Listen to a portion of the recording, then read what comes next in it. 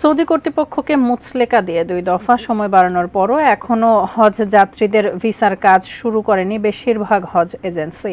ফলে ভিসা সংক্রান্ত জটিলতায় পড়ার শঙ্কা বেসরকারি অনেক হজ যাত্রীর। মন্ত্রণালয় বলছে, এখনও যে সময় রয়েছে তার মধ্যেই ভিসার কাজ সম্পন্ন করা সম্ভব। ফেরদৌস রহমানের রিপোর্টে বিস্তারিত। বৃহস্পতিবার থেকে শুরু হয়েছে হজের ফ্লাইট। প্রথম দিনে সৌদি আরব পৌঁছেছেন 2759 জন হজযাত্রী। প্রথম দিনের পরিসংখ্যান সন্তোষজনক মনে হলেও বেসরকারিভাবে হজে যেতে ইচ্ছুক অর্ধেকের বেশি যাত্রীর ভিসা কার্যক্রম এখনও শুরুই করা যায়নি। মন্ত্রণালয় থেকে বিষয়টি নিয়ে এজেন্সিগুলোকে তাগিদ দেওয়া হয়েছে একাধিকবার। তারপরও 258টি লিড এজেন্সির মধ্যে 208টি এখনও বাড়ি ভাড়া সংক্রান্ত তথ্য না দেয়ায় ভিসার কাজ শুরু করতে পারেনি। অথচ ভিসা প্রসেসিংয়ে শেষ এ দফায় সৌদি সরকারের নির্ধারিত সময় রয়েছে 11 মে পর্যন্ত। সময়মতো ভিসা প্রসেসিং শুরু করতে না পারলে বেসরকারি অনেক হজযাত্রীর ভিসা প্রাপ্তি অনিশ্চিত হতে পারে বলে মনে করেন অনেক হজ এজেন্ট।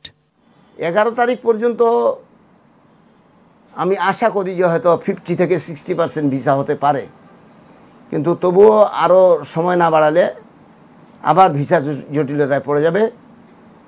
অনেক হাজির হজ যাত্রা বিঘ্ন সৃষ্টি হবে। তাড়াতাড়ি এসে তাড়াতাড়ি কাজ করবে। এর মাঝে যদি কোনো এজেন্সি গাফিলতি করে, কোনো এজেন্সির কারণে যদি হজযাত্রীরা বিপাকে পড়ে, তাহলে ওই এজেন্সির বিরুদ্ধে আমি মনে করব ধর্ম বিষয়ক কঠোর ব্যবস্থা এবং কঠোর তাদের বিরুদ্ধে শাস্তিমূলক ব্যবস্থা গ্রহণ করা উচিত। তবে হজ অফিসের পরিচালক বলছেন, ভিসা প্রাপ্তির বিষয়টি সম্পূর্ণ ডিজিটাইজ হওয়ায় সৌদি সরকারের বেঁধে দেওয়া সময়ের মধ্যে হাজিদের ভিসা বের করা সম্ভব। এই ভিসা কার্যক্রম খুব দ্রুত গতিতে করার ব্যাপারে আমরা হজ এজেন্সিগুলোকে যেভাবে তাগাদা দিয়েছি তারা চেষ্টা করছে।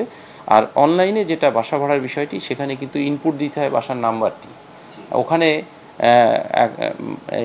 সেইটার ইনপুট দিয়ে দিতে পারলেই কিন্তু সঙ্গে সঙ্গে ভিসা জেনারেট হয়ে যায়।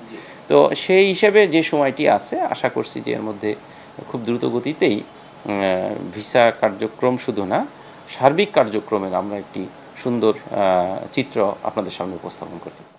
এজেন্টদের গাফিলতির কারণে কোনো হজযাত্রী হয়রানির শিকার হলে তার জন্য কঠোর হতেও প্রস্তুত মন্ত্রণালয়।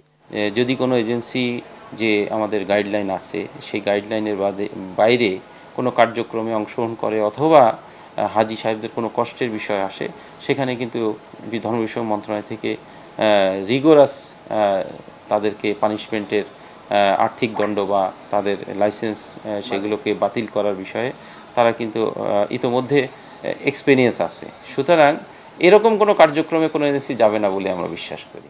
Ferdous Rahman, ATN news, Dhaka.